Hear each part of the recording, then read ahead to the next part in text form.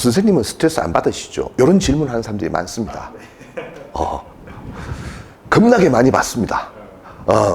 문제는 스트레스 자체가 아니고 그걸 대하는 태도, 내가 어떤 무기를 써서 그것을 항상성을 유지할 것인가, 이런 문제가 되는데, 어떻게 하면 스트레스를 풀 수 있나요?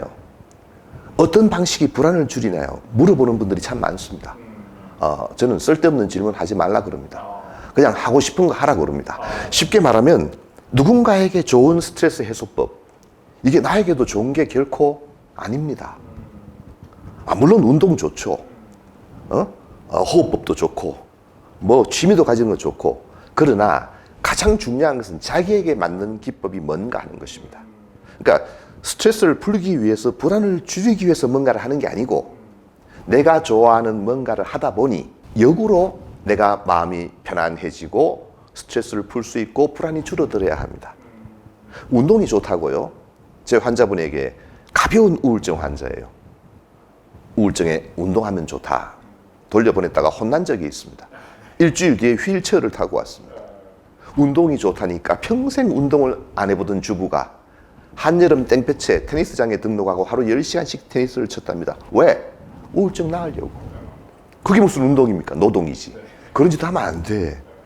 누군가에게 피해를 주는 게 아니고 나에게 손해보는 것이 아니라면, 내가 이걸 좋아하고 하다 보니까 저절로 몸도 마음도 편안해지는 자기만의 무기를 만들어야 합니다.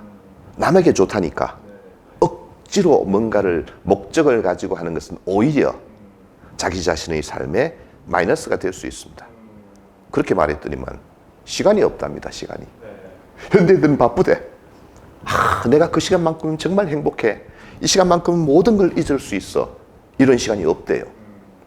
그래서 내가 물어볼게요. 인생이 길어요, 짧아요? 인생은 짧습니다. 돌아서면 1년이 갑니다. 저는 어영부영 살다 보니까 환갑이 넘었습니다. 장난이 아닙니다. 그 말은 열심히 살아라, 이 얘기잖아요. 그렇게 얘기했더니만 젊은 친구들이 포기하더라고요. 20대 후반의 청년이 와서 한숨을 팍팍 쉽니다. 선생님, 이루어 놓은 게 하나도 없어요, 이딴 소리를 하고 있는 거예요. 그래서 내가, 그때부터 저는 거꾸로 가르치기 시작합니다. 여러분, 인생은 더럽게 깁니다.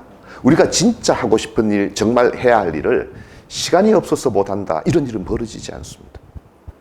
나이 60이 된 선배를 만난 적이 있습니다. 닥터신, 내가 바이올린을 시작했어. 나이 60에. 왜요? 안타깝게도 나이 60에 기러기 아빠였어요. 집에 들어가면 겁나 재미가 없는 거예요. 뭘 하면 좀 행복할까? 그때 바이올린 소리가 들리더래요. 내가 죽기 전에 저걸 한번 배워보고 싶다.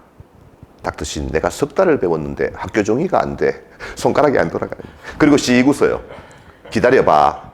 내가 70이 되면 멋진 곡 한 곡 들려줄게. 나는 그때 그분의 눈빛과 표정을 아직도 잊지 않습니다. 여러분, 지금 출발해 보십시오.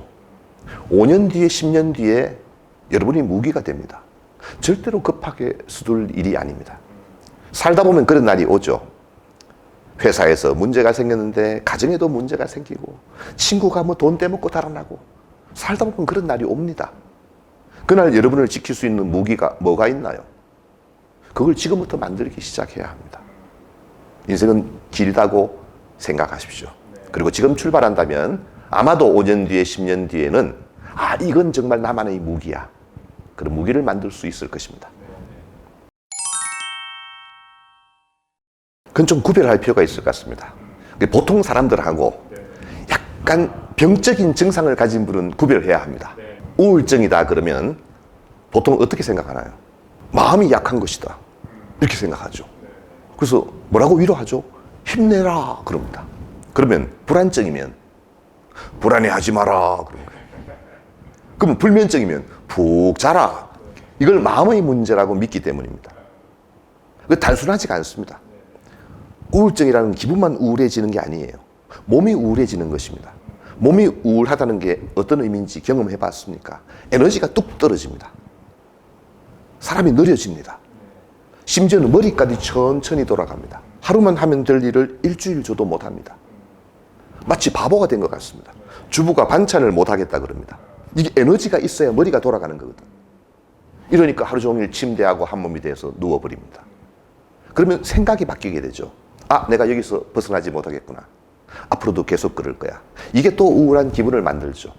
우리가 병적인 우울증, 병적인 불안증이라는 것은 내가 마음먹는다고 되는 게 아닙니다. 우울한 사람이 우울하고 싶겠어요? 힘내고 싶지. 불안한 사람이 걱정하지 말란다고 걱정 안 되면 그건 불안증이 아니죠. 나는 마음이 편하고 싶은데 쓸데없는 생각이 자꾸 반복적으로 들어서 불안해지는 것입니다. 이런 경우는 오히려 너무 노력하는 것이 부적절할 수도 있습니다. 내가 저것도 못하는구나. 이건 안 됩니다. 오히려 그럴 때는 자기 에너지 레벨에 잘 맞게끔 행동하는 것이 맞습니다. 그런 사람을 위로한답시고 너무 끌고 다니거나 막 되지도 않는 걸 시키는 이거는 좋지 않습니다. 그래서 그런 분들은 자기의 에너지 레벨에 잘 맞게끔 활동을 하는 것이 좋겠고, 일반적으로는 우리가 너무 긴 계획을 세우는 것은 좋지 않습니다. 제가 5년, 10년을 계획하고 출발하라고 그랬지만 출발을 할 때는 가능하면 오늘 하루가 중요한 것입니다. 제 환자분들 가운데 가끔 거창한 계획들을 말하는 분들이 있습니다. 자기 올해 대학을 가고 싶다 그럽니다. 아, 박수 쳐줘야죠. 야, 훌륭하다. 근데 요즘 뭐하고 지내는데 게임만 하고 침대하고 한 몸이 돼서 잠만 자고 있습니다. 이게 무슨 의미가 있습니까?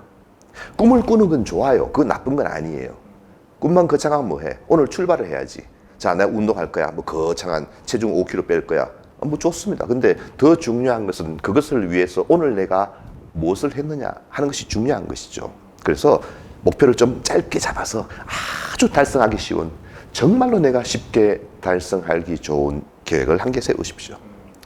길어도 일주일입니다. 목표를 정해서 일주일만 가보는 거예요. 그 일주일이 쌓여서 한 달이 되고 1년이 되는 것입니다. 익숙해지면 사람은 자동적으로 행동하게 됩니다. 사람이 어떤 일에 익숙해지기까지는 시간이 걸려요. 일반적으로 석 달 이상 걸립니다. 저처럼 빨리 적응하는 인간도 있고 시간이 오래 걸리는 사람도 있죠. 그때까지는 최소한 시간을 줘야 하는 것입니다. 보통 이제 뇌과학으로 볼 때 어떤 일에 익숙해질 때 1만 시간이 필요하다, 이런 이야기를 합니다. 진짜 전문가가 되기 위해서는 그 정도의 시간이 필요한 것 같습니다. 그러나 일반적으로 우리의 행동 자체는 일정한 시간이 되면 반응을 줄이게 되어 있죠. 처음에는 이게 엄청난 자극이 됩니다, 뇌에. 새로운 자극이 들어오면. 그러나 시간이 지나면 점점 떨어지잖아요. 그 떨어지는 것을 만회하고 나의 일과가 되도록, 내 삶의 한 부분이 되도록 만드는데 최소한 한 석 달 정도가 걸린다고 이야기를 합니다. 임상에서 봐도 한 석 달 정도만 매일 뭔가를 하게 되면 자동적으로 습관적으로 하게 되는 경우를 많이 보게 되죠.